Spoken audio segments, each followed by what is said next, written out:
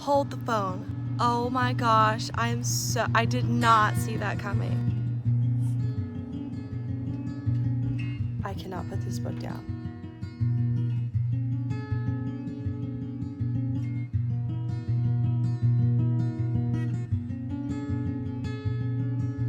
Hey friends, and welcome back to my channel. I decided to just do an impromptu historical fiction reading vlog because I'm in the mood for that right now. And my sweet friend Keisha has been raving about this series nonstop. So it is only fitting that I start with this.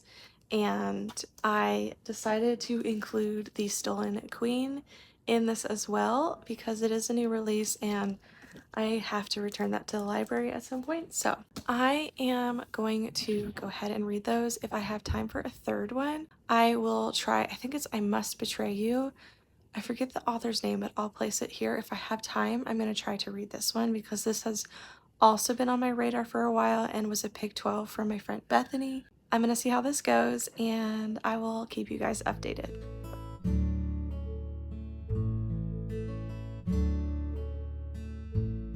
Okay, I only have a second to update you guys because of my little one about to bang on the door. I'm on chapter 4, so I just wanted to give you guys like a brief initial update. So far, no major thoughts. I found out that her gift is called Time Crossing, and I wasn't really sure what exactly this was going to entail. I went in, I knew she could go back in time into timelines, but I was kind of like my brain was stuck on Outlander, so it took me a minute to really understand this, but basically she's existing in two different timelines at the exact same time. She's born twice to two sets of parents and is the same person but just living two different lives, which is kind of confusing if you really think about it too long, but I finally feel like I'm understanding. I guess I'm just trying to think of it as like two different realities. Anyway, so basically Libby is in 1914 and also 1774, and she is not wanting to live in 1914. She is wanting to live in 1774. And whenever she becomes of age, she gets to choose where she wants to go, stay forever. So basically her goal right now is to really just help, and I think she's working at a newspaper press. She's a public printer for the House of Burgesses and the Royal Governor. So she is witnessing like George Washington and all this stuff, but then also going back into 1914 and seeing all the modern inventions and stuff. I find it surprising that she wants to live in the older place because there isn't as many nicer inventions, and I personally would rather live in the newer time. But I guess part of it is also just that she wants to be with her mom and she has a love interest in 1774. I think that's all I have right now. Again, I don't really have any thoughts as to what I think yet because I just don't feel like I'm far enough in it. It's taken me a second to really get what's going on. I started trying to read it last night and I think I was just too tired because I missed some stuff and it just took me a second to kind of understand what was happening. So I will keep you guys updated and let's get back to reading.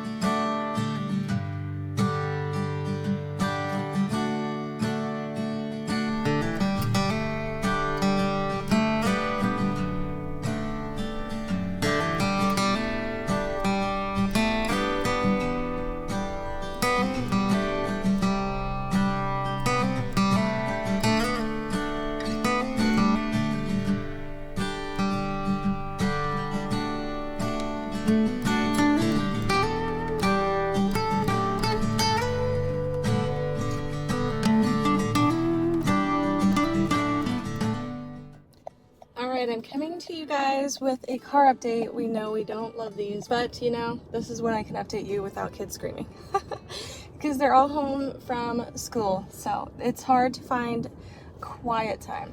So I'm about 30% in. So far, I don't know how I feel about it. It's okay so far.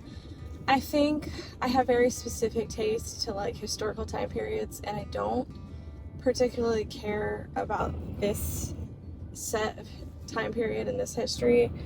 It's not to say like I won't, become interested, but at 30% so far, I'm not super invested in what's going on. I would say the most interesting part to me is just her living in two different timelines and the whole thing with her mom in the future timeline wanting her to get married. And then obviously in the old timeline, she's really wanting to be with Henry. And so I would say that is the most interesting part to me, which is the more like fantasy romance thing. So we'll see if I end up liking it more, but so far it's just okay. Hoping it'll just pick up here soon and I'll get more invested.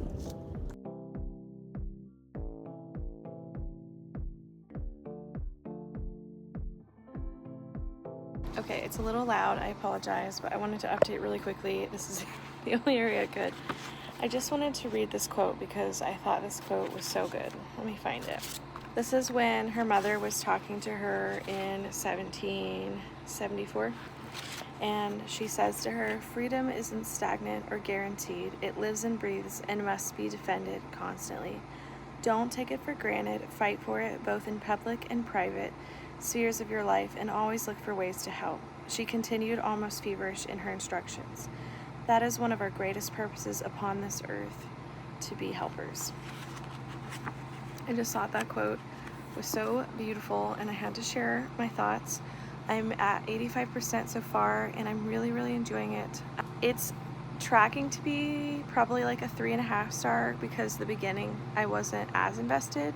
I'm definitely enjoying it more the second half, and things are starting to really get just kind of messy, which, I'm in spoiler territory, so I can't really share, but she's having to make some really tough decisions, and they have, consequences. So it's really, really good.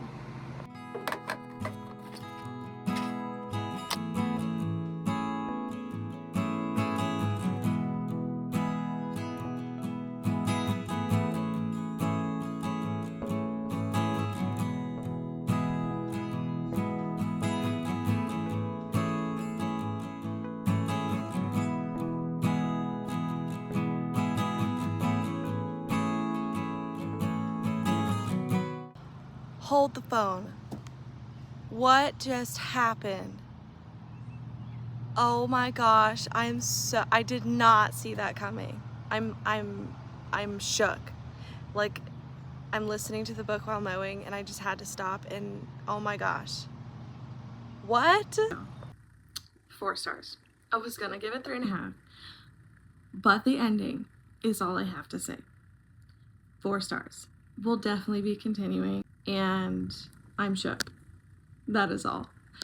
I will let you guys know when I decide on the next one that I'm going to read. First of all, happy 4th of July. It is belated to you because this will not be out on 4th of July, but this is why I am dressed like this. It is 4th of July today, so I am all decked out for it. I always like to get dressed up for it. I'm coming at you with my next historical fiction. I already started it. I literally just started it while I was mowing. I'm already at 30% on audio. I Must Betray You. This is my first book by her. So this is following a 17-year-old Christian, and it picks up where he basically is caught for unknowingly selling I think it was a US dollar. And I don't know if he really unknowingly did it or if he is just saying that to the guy. I apologize if you hear a noise out there. It is because my husband is weed eating. Anyways, so I don't know if he really unknowingly gives away this US dollar or if he intentionally did it and he's just lying to them. Either way, they manipulate him and they are forcing him to work for them undercover as a spy and to just give them information. So he's like an informant. And it's basically blackmail. So he's like, we won't put you and your family in jail if you will just work for us and spy on whoever we tell you to spy on. It is crazy because they can't have like anything. They can't have Coke, nothing from the US. They can't have any money. They can't even say dollar. That's like forbidden here. There's so much they can't say. They can't even joke about stuff that is against the law or they will get in trouble. and they have cameras in their house where people are listening, so they're just basically being just spied upon in every part of their day. I can't imagine living this way, and I can't believe this is how strict it was. I know nothing about Romania. I know nothing about this part of history. Of course, I know like little bits and pieces, but never read a book in this time period, so it's really interesting to read about. Eventually, this is going to follow him where he joins a revolution to change what's going on in Romania. So it sounds like he's going to risk his life for changing this part of history. So far, I'm loving this. I am eating this up. Obviously, I am already at 30% just while mowing. I'm hooked, and I've never read anything by this author, so already I'm not finished. Highly recommend.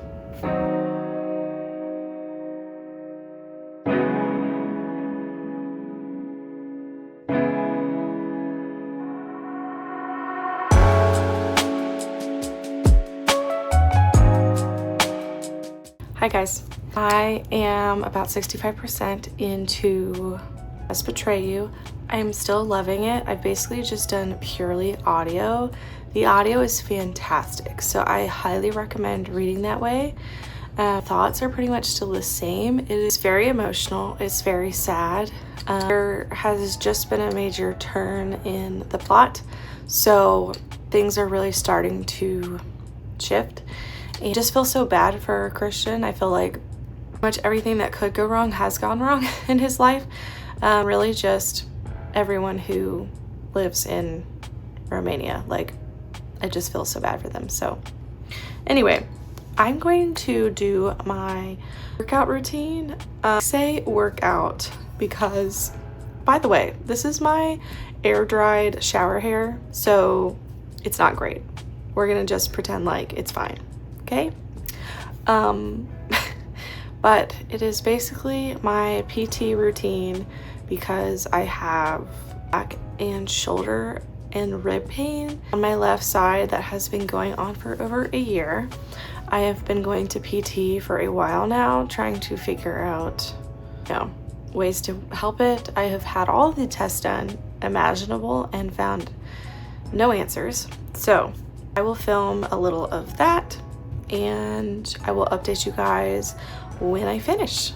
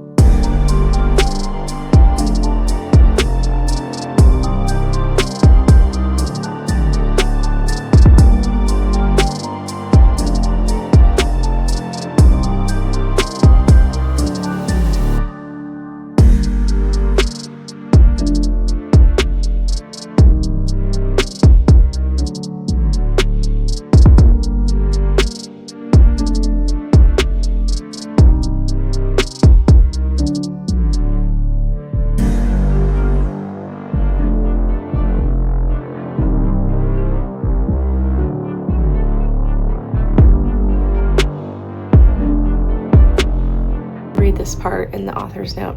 History is the gateway to our collective story and the story of humanity. Historical fiction allows us to explore underrepresented stories and illuminate countries on the map. But as an author, I have nothing without readers. Thank you for reading this novel. Please share the history with someone. As I acknowledge in the research and sources section, there were true witnesses who greatly informed my research but for various reasons requested to remain anonymous. With an adequate buffer of time, perhaps one day we can look upon events with a wide lens of reflection and create a compassionate environment for people to take ownership of their own story. And finally, to the students and young readers, you are the stewards of history who will carry our fading stories into the future. I am so honored to work with you, and I am so honored to write for you. Please remember that when adversity is drawn out of the shadows and recognized, we ensure that human beings living under oppression, past and present, know they are not forgotten. Together we shine a light in dark corners of the past. Together we can give history a voice. Ruta Septies. This is why I love historical fiction.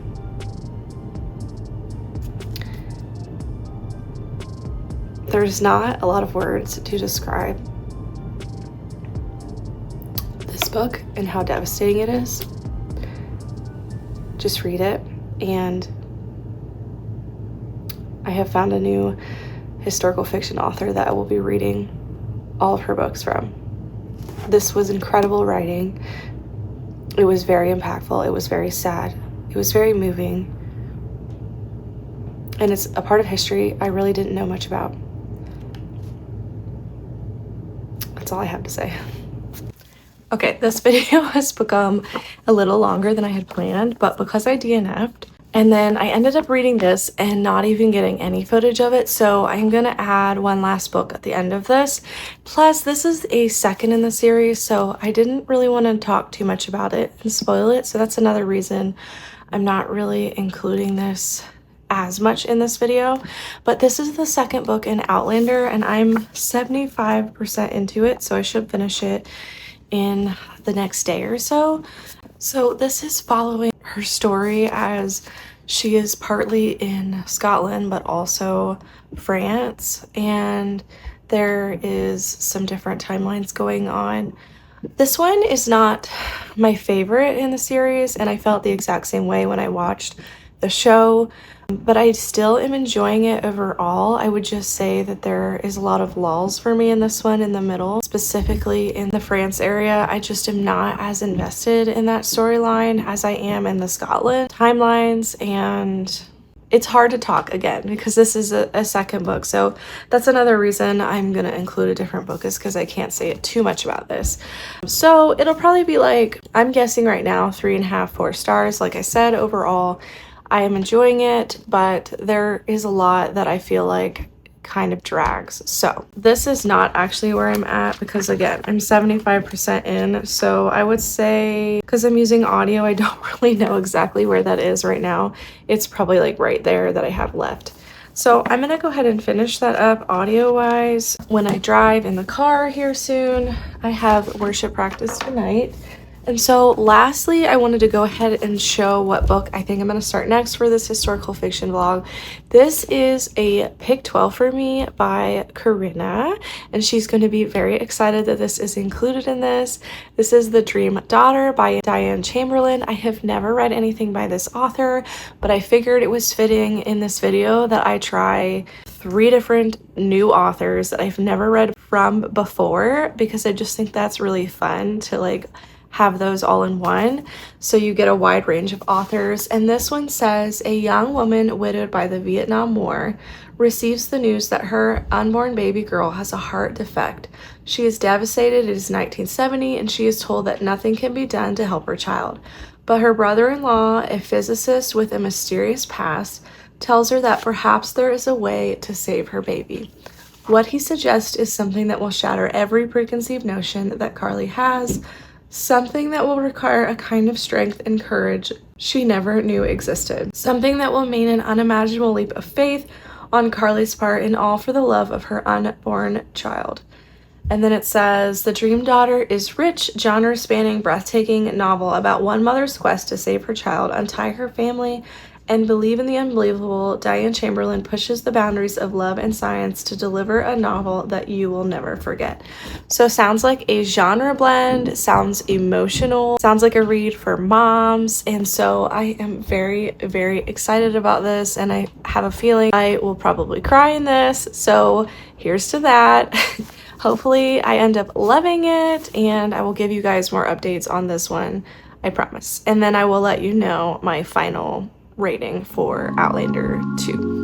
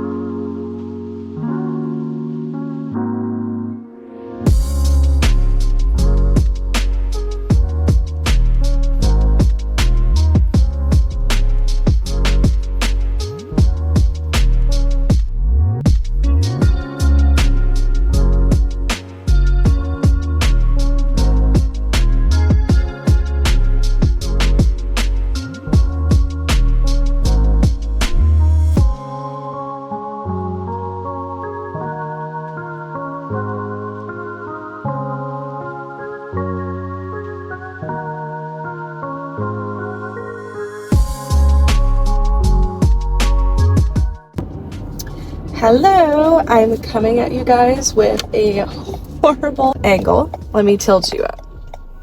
But let's talk about what happens since I last talked to you. I finished the second book of Outlander. I gave it 3.5 stars, which is what I was kind of expecting, because it's just not my favorite like time period, kind of like all the things that I told you already. But overall, I enjoyed it. I just really was bored quite a bit in the middle, which I'm not surprised of, considering I felt the same in the show. I still highly recommend reading it. Don't let that sway you, because I really have high expectations for the rest of the books, because in the show... Oh, sorry, you tilted. Because in the show, it was the same way, but I really loved the other seasons. So I'm kind of expecting it to be like that. Anyway, so I've started The Dream Daughter, and guys, I am already like 4 chapters in, and I'm already really, really enjoying it. And I'm surprised that I'm gripped this quickly in like chapter 4. Something just happened I did not expect at all. Like, I knew there was gonna be a twist with one of the main characters, because there's just obviously some background there. But I am telling you what, I did not expect what happened. I'm really surprised. So I'm super excited to just keep reading and figure out what's going on. I will keep you guys updated. This is just really exciting to me, because I feel like it's such a good pick for my 3rd book for this video. I guess technically 4th, but you know, we didn't really discuss Outlander that much. But I have a readathon coming up, Survive the Night, so I'm going to have to put it on pause for that, and then be back in it in about, well, you know, I might like read at the same time, because I do like to do that. I like to read multiple books at once, so I'm thinking I'm probably going to just do both, because I really want to keep reading this. That's my update. I've got to go run some errands. I have some returns and some things to do, so I will check back in with you guys later. Guys, I am completely obsessed with this book. I am on chapter 14, which is around like 100-ish pages in, and oh my gosh, I cannot put this book down. Like, if I didn't have kids and errands and things I had to do and dinner, I would not have put this book down and would have finished it really fast. I am obsessed with this. I'm going to just be binging this any second I have. And you should pick this book up. Like, seriously, pick it up. No questions asked. Just read this book. Seriously.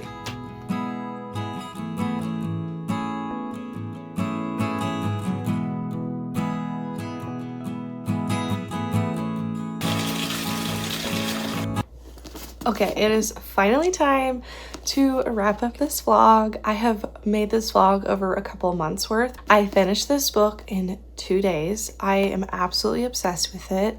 It is a top book of the year for me, like hands down. This was my 12 for 12 rec from my friend Corinna, and she did not let me down, because let me tell you, I am going to tell every single person I know to read this book. It is absolutely incredible. And you need to just stop what you're doing and go pick it up right now. I'm dead serious. It is that good. I've recommended it to several friends who have all 5-starred it in the last few weeks. Since me reading it, everyone has loved it as much as me, binged it, and had a book hangover after like I did. I mean, it took me days to want to read anything else after this book. It is just so incredibly good. I just can't. I can't ask you enough to please read this book. This is definitely a 5-star for me. And then of course I had the one DNF, which was just not grabbing my attention, so I don't have a whole lot to say about that one, but I will put that. Anyway, it was not great, so that was my entire historical fiction reading vlog. It was a little bit longer, but I hope you enjoyed it. And until next time, friends, remember to read what inspires you. Bye!